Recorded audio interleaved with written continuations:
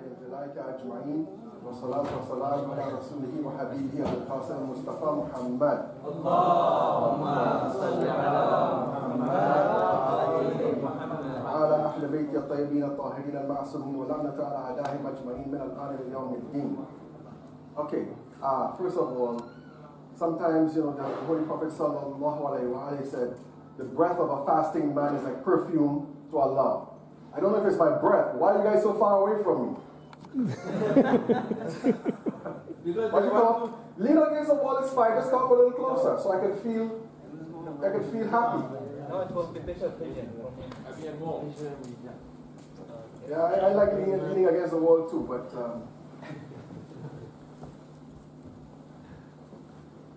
Bismillahirrahmanirrahim. Allah, assalamu alaikum wa rahmatullahi.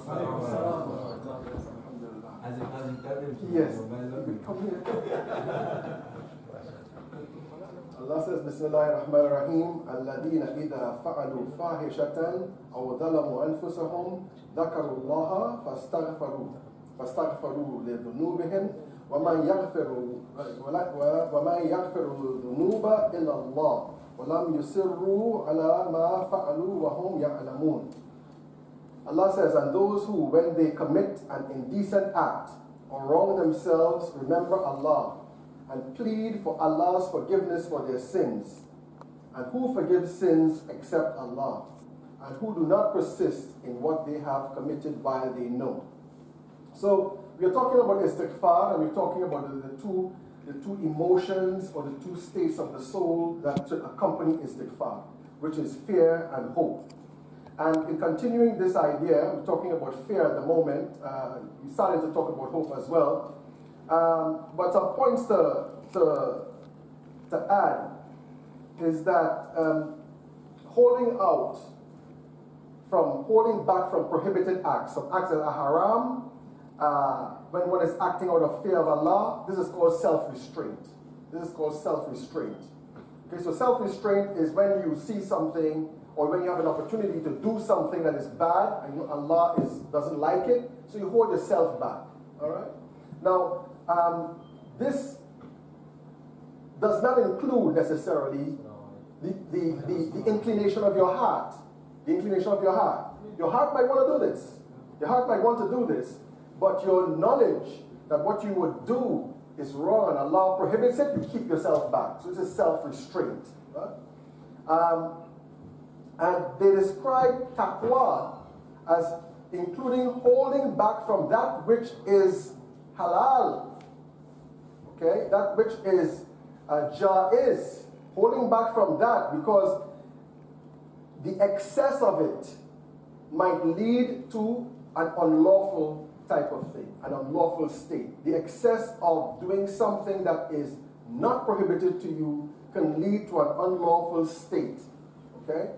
And this could include as well spiritual activity. It could include spiritual activity. So you have this story, I'm sure you know about it, where there was this woman who came to the Holy Prophet sallallahu alaihi wasallam, who was complaining about her husband. She says, he fasts all day and prays all night. He has no time for me. Right? And the Holy Prophet was upset because this man, in his good deed, was infringing upon the rights of one of Allah's servants. Yeah? So he did not possess taqwa. He didn't possess taqwa. Taqwa leads to a kind of balance in one's behavior. Or for example, we are staying away from food and drink in the day of Ramadan, and in the night the food comes in front of us and we gorge ourselves, for example. This is not taqwa. Right? It mightn't be a bad sin, but it's something that you are going against what you're supposed to be. You're engaging in greed, for example. And it is only people who have taqwa, right, who are careful even about what is allowed to them, that would get them into paradise or get them higher up in the closeness with Allah subhanahu wa ta'ala. Now there's a question, we talked about hope and we are in fear, and there's a question of hope and fear. Are they equal? Are they equal? Or are they different? Is one better than the other? Is one more superior than the other? And the answer is that actions motivated by hope are more elevated than actions motivated by fear. Okay? Because hope is based upon something you love, something you are attracted to. Right? Fear is based upon something that you feel a distance from. Yeah? So it's better to hope than to fear, although fear is absolutely necessary. Allah subhanahu wa ta'ala says in the Holy Quran, Ya ibadi alladhina asrafu ala anfusihim la taqnatu min rahmatillah inna Allah yaghfiru dhunuba jami'an innahu huwal ghafurur rahim. He says, O my servants, who have committed excesses against their own souls, do not despair of the mercy of Allah. Indeed, Allah will forgive all sins. Indeed, He is the all-forgiving, the all-merciful. Now, despair in the mercy of Allah, losing hope in the mercy of Allah is considered a major sin. It's a major sin, one of the major sins, right? It's can send you to hell. Because why you despair of the mercy is because you are thinking that Allah doesn't have enough mercy to cover you. Okay? Allah doesn't have enough mercy to cover you, and in this case, what you are doing is you're denying the rahmah of Allah. So it's a grievous sin. And so, if you should not despair, the extreme of fear is despair. And if you don't despair, then you have hope. You see, so hope is something that is more active even in fear itself. Imam Ali alayhi salam who made a statement to somebody who was despairing of Allah's forgiveness. And he said to him, "O friend," because this man had done so many sins, he said, "O friend, your despair is greater than the amount of sins that you have. Having despair is greater than the amount of sins that you have." And then you have the story of Hazrat Yaqub. A very interesting story about Hazrat Yaqub. Allah told Yaqub, "Do you know why I separated you from Yusuf? Do you know why I separated you from Yusuf? Because you said, Akhafu an yakulu dhi'bu wa antu anhu ghafilun." He said, "I fear that the wolf might eat him while you neglect him." And Allah said, "Why did you fear the wolf when you could have put more hope in me, for example? Why did you fear that they would abandon you while you could have hoped that I would protect him?" So Allah separated him from Yusuf for a large number of years in order to show Hazrat Yaqub that hope is greater than fear. That this fear led to a separation from him. Imam Bakr alayhi salam said that the Holy Prophet sallallahu alayhi wa alayhi said that even if the doers of good exhaust themselves and their whole lives in worshipping Allah, it would not be sufficient to get Allah's generosity. Why? Because worship and praise are only adequate to the person whom you're worshiping or praising. You know, if you notice somebody who has, for example, let's compare Imam Khomeini, rahmatullah, right, with Shaheed Mutahari. Who will get the most praise? Imam Khomeini. You see? Why would he get the most praise? Because he has done more than Shaheed Mutahari. Shaheed Mutahari would get praise, but the praise that he would get would not be the same as Imam Khomeini, rahmatullah. Yeah? So the praise and the worship or the service must always be equivalent or commensurate, appropriate to the person that you are worshiping and praising. What Allah is saying here is, no matter what you do, no matter how many good deeds you have done, no matter how much worship you have done to me, no matter how much praise you have done to me, it's never enough because it is not sufficient. So think about this. He said it would not even get close to him. Instead Allah says, they should trust in my mercy. You should trust in my mercy. This is hope. Place hope in my grace, the grace of Allah subhanahu wa ta'ala. Rely upon the good opinion of me, Allah says. Rely upon the good opinion of me. Okay? Husn al-dhan. Husn al-dhan. What is husn al-dhan? You know, husn al-dhan is always thinking good of Allah subhanahu wa ta'ala. You fall into trouble, you don't say, Allah, why did you do this to me? I don't deserve this and so forth. You think that Allah is doing this for a good reason, for example. You don't know the good reason, but this is for a good reason. You know that Allah is all merciful. If you know that Allah is all merciful and something happens to you that you don't like at all, you shouldn't curse Allah. You shouldn't be upset with Allah. You should always be thinking something good about Allah. This is what it means by relying upon the good opinion of Allah. And he says, this is when you trust in the mercy of Allah, when you rely upon a good opinion of Allah, he says, that is when my mercy encompasses them. This is when my mercy comes upon them. Then they will attain my satisfaction. Then I will be satisfied with them. And forgiveness and my pardon will envelop them. For I am Allah, he says. I am Ar-Rahman and the Ar-Rahim. And that is what I am known for. You see? And many of us might have children. And the best way a child could get something from us is to show us this trust, this love. And so then sometimes children play one parent off the other. My kids do it all the time. They might come to their mother and says, can I go out? And the mother says, no, you have to stay in. And they come up to me and they go, Daddy, you're so nice, you're so this, you're so that. Can I go out? And you say, okay, go. The wife looks at you and says, what are you saying? It's the same thing with Allah. It's the same thing with Allah. Allah can punish you. Allah can punish you. Okay? But you are trusting in His mercy.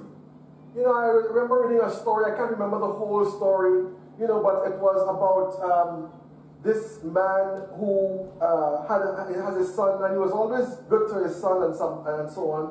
And his son did something wrong, and the father was extremely upset, and he ran and got a hose, to beat the son. And the son ran up to him and hugged him and cried, and so the father dropped the thing and started to cry with him and kissed him and so forth. You see? This is how Allah is to us. Really. Allah is all merciful. All merciful. He's Arhamur Rahimin. There's nobody more merciful than that. So if my dad could do this to me, for example, not to mention Allah subhanahu wa ta'ala. Give salawat to the Holy Prophet Muhammad in this time. Allahumma salli ala Muhammad. So how do we cultivate hope? How do we cultivate hope? How do we create and increase hope in our hearts? Like this, remember all the instances, all the times that Allah has given us something, all the time. In which case then we have to be always aware of Allah's goodness. That Allah has given us a breath to breathe. He's given us some health in our limbs. And even if we don't have any limbs, He still has given us a body to live and so forth. How many times, for example, that something good has happened to us and we didn't even ask for it. We weren't even looking for it. This is Allah subhanahu wa ta'ala. All the blessings that He's bestowed upon us, we have to be gratitude and to have gratitude and to be grateful to Allah for His mercies and so forth. Children, the friends that He has given to us, for example, the contacts He has given to us and so forth. The ilham that He has given to us. One day you're walking on the street, you're looking for something, your mind tells you, look, go right over there, and there it is. This is how it happens. I remember when I first came to this country, my daughter had just finished PhD to Iran. Very, very, very bright girl, very brilliant girl. Okay, she was very good in mathematics and sciences and so forth and so on. And everywhere we look to try to get her into school, they always are thinking about putting her in B.Tech, right? It's a racist environment, They judge you on your appearance, okay? She's a black girl, B.Tech. We didn't know what B.Tech was. we started to investigate what B.Tech was. No, she's not supposed to B.Tech. She's for A-levels. You know, and we looked and we looked and we looked, couldn't find a school that could get her in. And then one day, you know, my wife said, that school over there, let me try this school. We take her to the school, and there was this man there, you know, the person who was in charge of intake or whatever you might call it, Pazirufti or whatever. You know, and he says, you know what? A lot of children who have been educated in Iran are very good students. I've noticed this. And I will go out on a limb for you. Right? Just like this, I'll go out on a limb for you. We didn't make dua. We did not make dua. Okay? This man said, I'll go out on a limb for you. I'll let you into the A-level program. You know, she got into the A-level program, and this man, this stranger, this non-Muslim, gave her so much support. And she became a very good student, and a very top student in the school, you know, and right now she is in university, okay, doing medicine, because of this man. Where does this come from? Allah subhanahu wa ta'ala. You see? You have to think about this. When you look in your life and you see that sometimes you get good luck, you know, or good things happening to you, this is from Him. You know, this is why, for example, we should have great hope in Allah. The great teachers have said that in our relationship between fear and hope, in our lives, we should use fear. We should use fear. We should use fear of being away from the mercy of Allah. That things will happen. We might probably do sins. As I mentioned to you, we do sins because of opportunity. We do sins because new situations come into our lives. New people come into our lives. You know, and because of this, many times we might end up doing sin. You know, for example, as I mentioned before, you know, we are all not very, very rich. You know, but one day if you might get very, very rich, you might not have time to pray. You know, you might have too much time counting your money.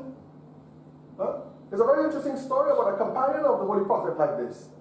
You know, he was a poor man. He would come to the mosque in Medina for all the prayers. And he would always ask the Holy Prophet, anytime the Prophet ﷺ saw him, he used to smile. He used to be happy to see this man. He had barakah all over him, but he was poor. And he didn't like being poor. So he asked the Holy Prophet ﷺ, please make dua so that my situation improves. The Holy Prophet used to tell him, your situation is good the way it is. Right? This is not true for everybody here, because there have been cases where people have come to the Holy Prophet, said they're poor, he made dua for them, or he gave them some advice, and then he became very rich.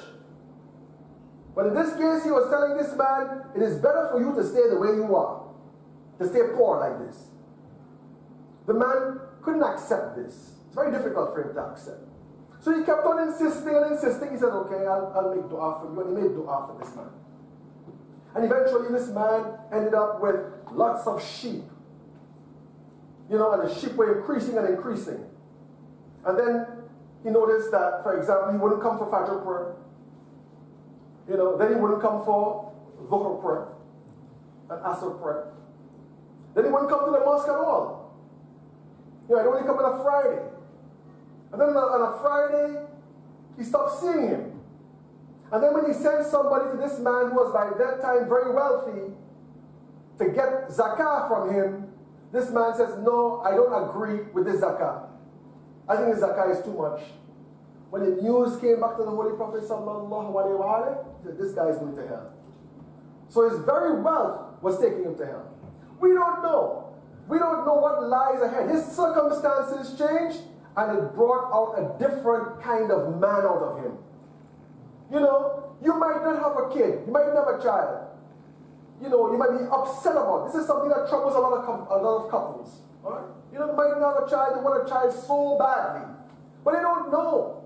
And I'm not saying you shouldn't seek it. You shouldn't try to get that child. I'm not saying you shouldn't. Right? But they don't know that maybe the absence of that child is something that is necessary for them, that they will go to paradise for. You know, because the destiny of that child, for example, could be one that is, let's say, maybe having Down syndrome. You see? if you pray and you're asking for this child, you get a Down syndrome child, what happens to your iman? Down syndrome child has a right to come into this world. Or for example, that might be your only child and you lose it when it's young. Beautiful, healthy child gets hit in an accident. I remember one case in point where, you know, there was a person who had one child, very beautiful child. There was an accident on a school bus. Guess who would die? Guess who was the only child to die on that bus? Their kid. All right? What would happen to them and their iman? You never know. That situation, the situation that you might be asking for might change, but it could be something that can bring out the worst out of you. And so we have to thank Allah for everything that we have. Thank Him for every situation. Because if, for example, you lost that child and you thanked Him for it, maybe He will give you much more and better than that. Maybe if that man had come back to the mosque of the Holy Prophet sallallahu alaihi wasallam and he had paid his zakah, maybe he would be even more wealthy, because Allah gives you wealth for you to spend on His creations, for you to give to people. There's a hadith by Imam Ali alayhi salam where he says, poverty is due to the rich withholding their generosity to the poor. Poverty is due to the rich withholding their generosity to the poor. And you have a situation like this in the society right now where very, very rich people are hiding away their money from the tax man because they do not want to give it to the poor. When you give to the poor, Allah gives you more. He gives you 10 times more. We are like, for example, you know, what would a lule, you know, a tube. See, a tube, a pipe. You know, we are simply the conduits by which Allah sends His mercies and His blessings in society. We're the conduits, all of us. You know, are a means whereby Allah's mercy could manifest on people. Every single one of us. How we relate to our fellow man, if we relate to them in justice and in charity, this is exactly what Allah is doing. Because Allah always operates, this is His sunnah, He always operates on the basis of cause and effect. You know, you pray to Allah for money, for you know, risk. It doesn't just drop down from the sky in a bag. You know, it comes through somebody. It comes through some kind of opportunity in society that is prepared by somebody. You see, He uses these people, then it gets to you.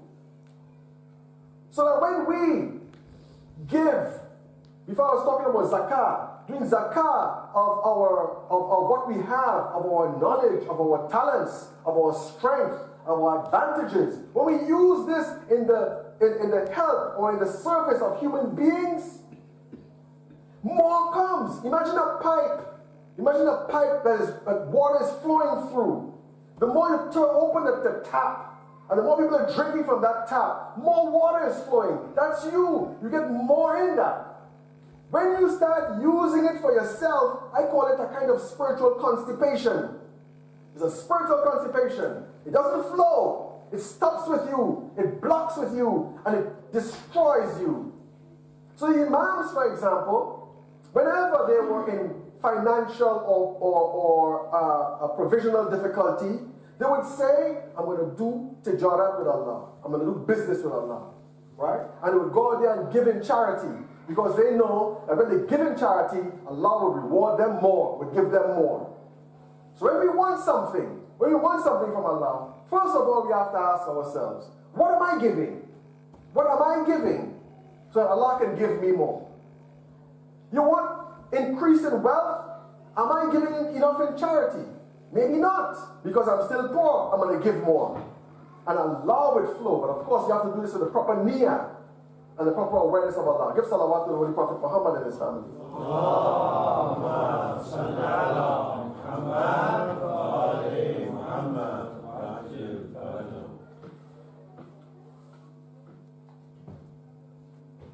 No one should leave this world without hope in Allah.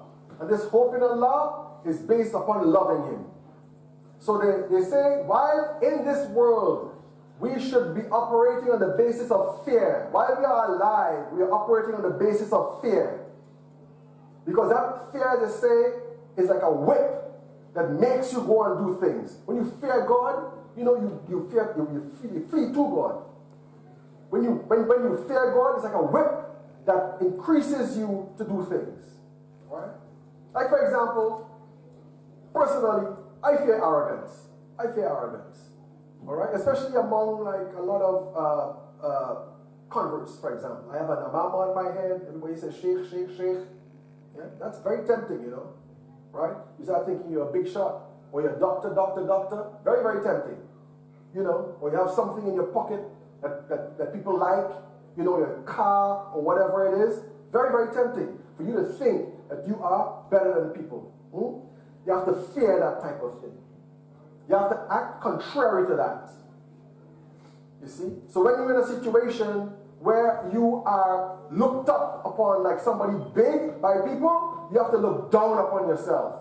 And you have to come down when you're dealing with other people and not deal with people on a high horse. You know, this is a problem that a lot of people have. You see? A lot of people have this problem. You know, not only wealthy people, not only people who live in the upper part of town, not only people who have the most beautiful wife or the best looking car and so on, including people who wear amama, including people who consider themselves to be sheikh this and ulama that and alim that. You know, and a very good example is Shaitan himself. I tell you, in this case, I like Shaitan. Iblis. Because Iblis was an arif. Iblis was an arif. They say Iblis, before the appearance of man in the civilization of the jinn, because they controlled, you know, things at that time before man was, he was the most spiritual.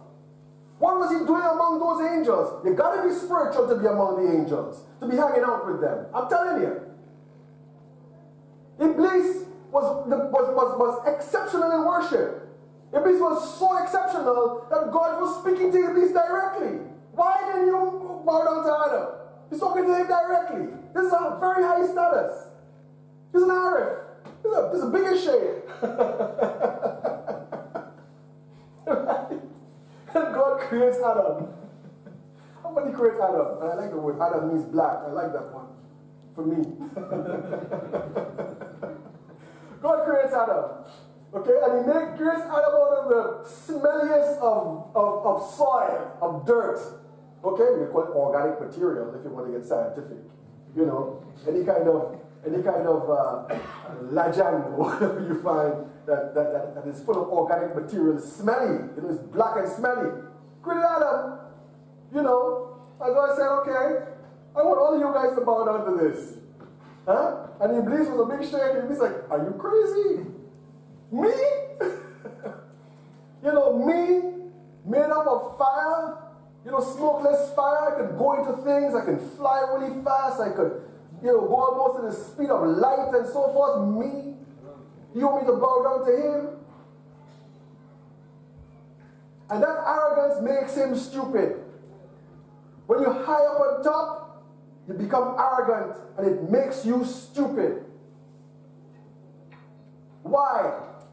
If you look at his reasoning, well, the angels also, because they can see across time, they can see what happened to Adam, right? Or maybe they also saw what happened to Adams that came before.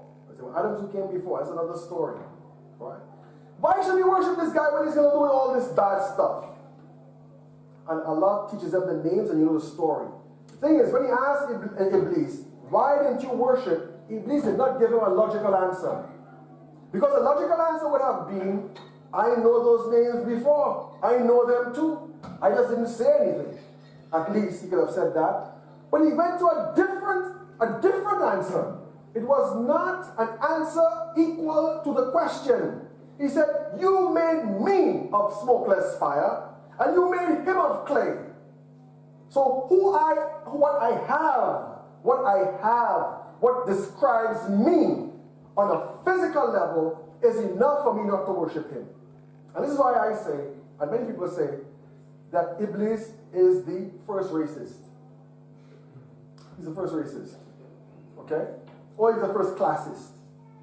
You know, he looks at himself, looks at what he's got, outward things and say I'm better than that other person because of all these outward things that I have. Alhamdulillah Rabbil Alameen, I encourage all you all to think about these things, to increase your fear of Allah, to increase our caution with respect to those challenges that will happen to us, those unanticipated situations that could bring out the worst in us, and be prepared for that. And every time we fall and we succumb to this, we do istighfar. Allah loves those who always turn to Him and ask Him for His forgiveness. Okay, this is what the Pharisee need to say.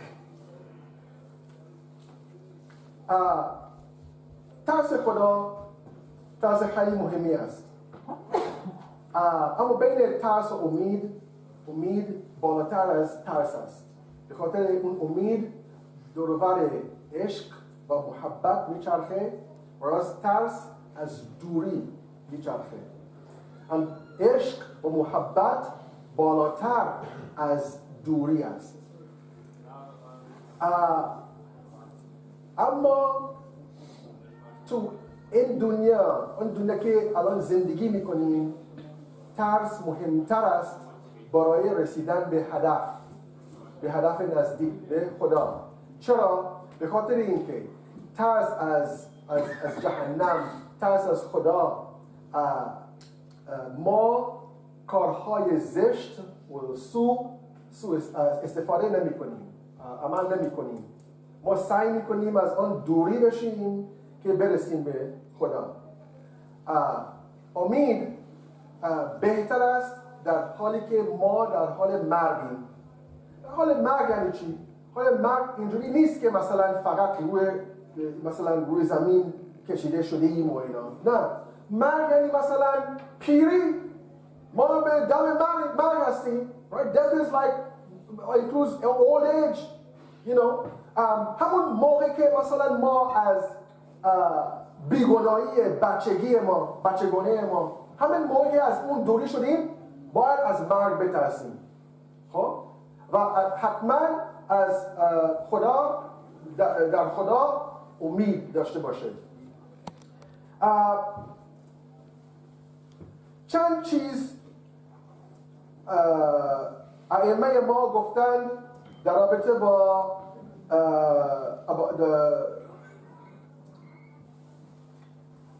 رابطه با ترس. یعنی چی؟ مثلا انتهای ترس یأس است. despair، یأس. و یأس گناه بزرگ است.